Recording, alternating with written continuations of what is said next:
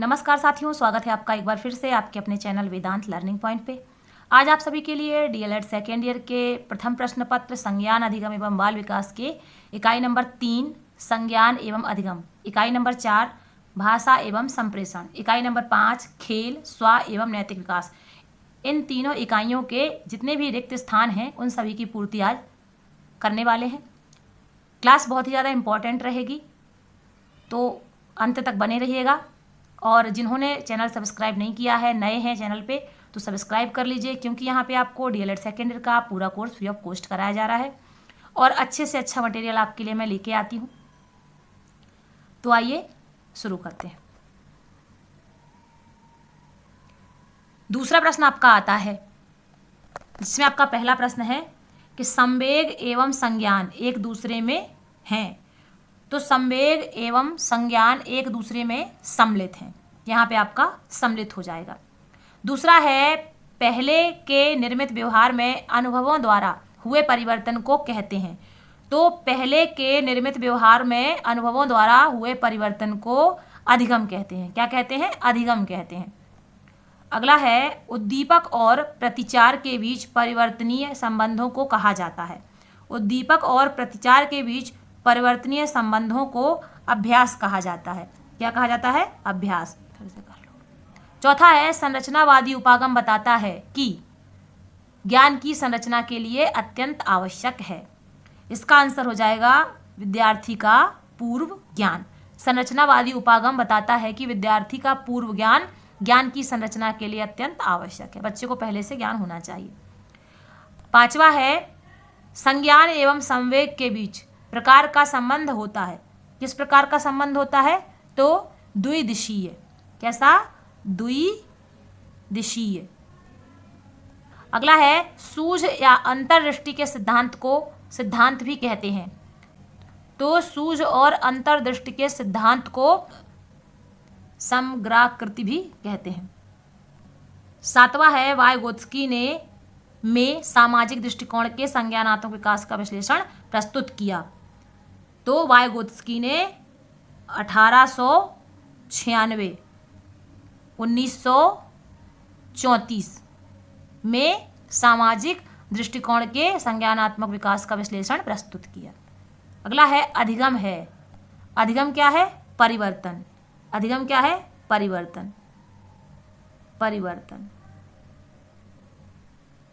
अधिगम यानी कि ज्ञान। जब आप ज्ञानी हो जाते हैं तो आपके स्वभाव में ऑटोमेटिक परिवर्तन हो जाता है। E.L. थॉर्नडाइक के प्रसिद्ध मनोवैज्ञानिक थे, तो E.L. थॉर्नडाइक अमेरिका के प्रसिद्ध मनोवैज्ञानिक थे। ये कहाँ के थे? अमेरिका के। अमेरिका, ठीक है।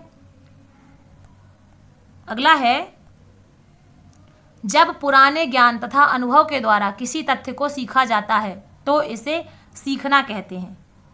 तो जब पुराने ज्ञान तथा अनुभव के द्वारा किसी तथ्य को सीखा जाता है तो इसे साहचर्यात्मक सीखना कहते हैं। कौन सा कहते हैं? साहचर्यात्मक। अगला है मनोवैज्ञानिक इवान पावलोव ने 1927 में किस पर जो है प्रयोग किया था? तो मनोवैज्ञानिक इवान पावलोव ने 1927 में कुत्ते पर प्रयोग किया था। ये तो बहुत ही सिंपल क्वेश्चन है, सभी जानते हैं। पावलोव ने कुत्ते पर प्रयोग किया था। अगला है जो बात पहले सीखी जा चुकी हो उसे स्मरण रखना ही स्मृति कहलाता है। क्या? जो बात पहले आपने सीख ली उसको याद रखना स्मृति कहलाता है। यहाँ पे सारे क्वेश्चंस के आंसर आपके दिए हुए हैं, आप मैच कर लीजिएगा, ठीक है। चौथी इकाई है भाषा संप्रेषण।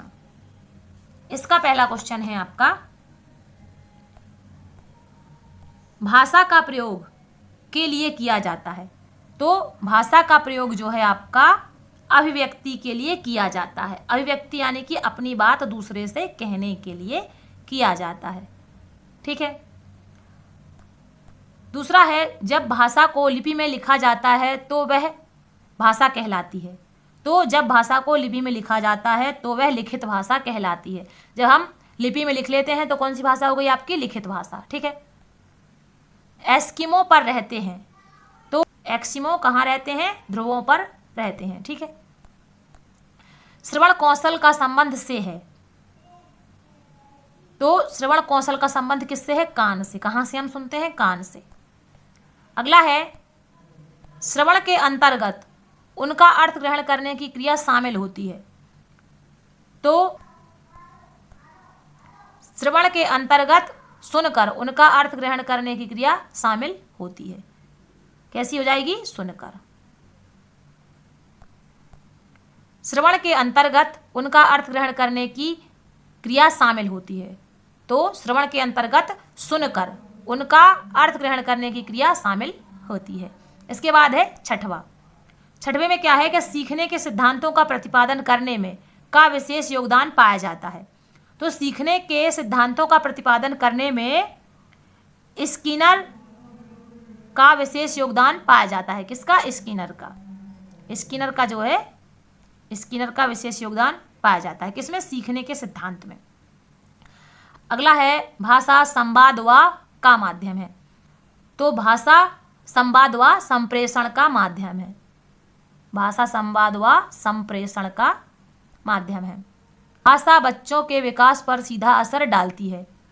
तो भाषा बच्चों के व्यक्तित्व विकास पर सीधा असर डालती है। अगला है भाषा का हिस्सा है। तो भाषा संस्कृति का हिस्सा है। भाषा का हिस्सा है तो भाषा संस्कृति का हिस्सा है।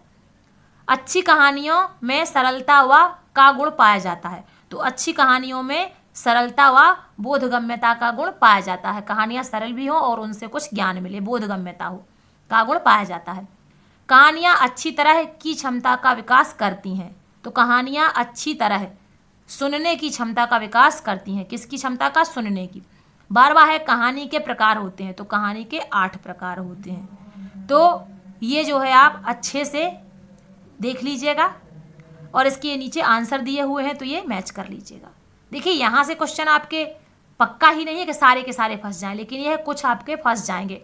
लेकिन जो मैटर आपको विस्तृत उत्तरीय प्रश्न वाला मिलता है उसमें आपके काफ़ी सारे प्रश्न तैयार हो जाते हैं, तो उसको आप बहुत अच्छे से आप पढ़िएगा। 5वीं इकाई है आपकी खेल स्व एवं नैतिक विकास। रिक्त स्थानों की पूर्ति इसमें करनी है। देखिए पहला क्वेश्चन है घर में खेले जाने वाले खेल कहलाते हैं। तो आप भी जानते हैं जो घर में खेल खेले जाते हैं वो भीतरी खेल कहलाते हैं। कैसे कहलाते हैं? भीतरी खेल, इंडोर गेम जिसे कहते हैं। जब 2 या 2 से अधिक बच्चे एक साथ खेलते हैं तो वह खेल कहलाता है। तो जब 2 या 2 से अधिक बच्चे एक साथ खेलते हैं तो वह सामूहिक खेल कहलाता है। कैसा? सामूहिक। ठीक है। अगला है वह व्यक्ति जो स्वयं में रुचि रखते हैं, व्यक्तित्व वाले होते हैं। तो जो व्यक्ति स्वयं में रुचि रखते हैं वो आपके अंतर्मुखी होते हैं। कैसे होते हैं? अंतर्मुखी होते हैं। वह व्यक्ति जिनकी रुचि बाह्य जगत में होती है व्यक्तित्व वाले होते हैं। तो वह व्यक्ति जिनकी रुचि बाहरी जगत में होती है तो वो बहिर्मुखी होते हैं। देखिए दोनों का आंसर बढ़िया है। जो स्वयं में रुचि रखते हैं अंतर्मुखी, जो बाहरी दुनिया में रुचि रखते हैं वो कैसे हो गए? बहिर्मुखी। ठीक है। 5वां है आपका व्यक्तित्व गुणों का रूप है। तो व्यक्तित्व जो है समन्वित गुणों का रूप है। कैसे गुणों का? समन्वित गुणों का। भगवत गीता में व्यक्तित्व के गुणों की चर्चा की गई है। यहाँ पे डॉट डॉट रहेगा के बाद में।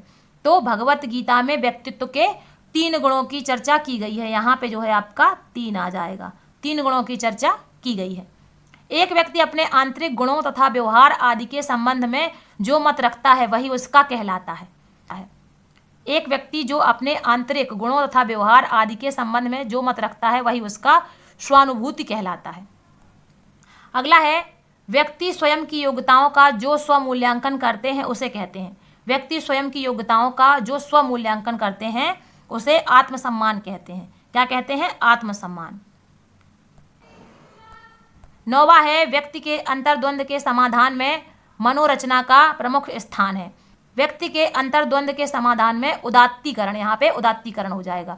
उदात्तीकरण मनोरचना का प्रमुख स्थान है। 10वां है कोहल वर्ग ने बालकों में नैतिक विकास का मुख्य आधार बताया है। तो कोहल वर्ग ने बालकों में नैतिक विकास का मुख्य आधार जो है तर्क शक्ति को बताया है। किसको बताया है? तर्क शक्ति को। अगला है आपका संप्रत्यय निर्माण का विकास अवस्था में होता है। तो संप्रत्यय निर्माण का विकास जो है आपका किशोर अवस्था में होता है। किसमें होता है? किशोर अवस्था में। संवेगों का आधार व्यक्ति की जन्मजात प्रवृत्ति है। तो संवेगों का आधार व्यक्ति में जन्मजात मूल प्रवृत्ति है। कैसी है? मूल प्रवृत्ति है। ठीक है, इस तरह से ये आपके पूरे क्वेश्चन जो है खत्म हो गए इस पूरे विषय के, यानी कि संज्ञान अधिगम एवं बाल विकास के जितने भी रिक्त स्थान थे वो सारे खत्म हो गए हैं। और अगले सब्जेक्ट का मैं आपको नेक्स्ट वीडियो में सारा करा दूंगी। तब तक के लिए आपका धन्यवाद। आप सभी का दिन शुभ हो और कमेंट्स करके ज़रूर बताइएगा कि क्लास कैसी लगी।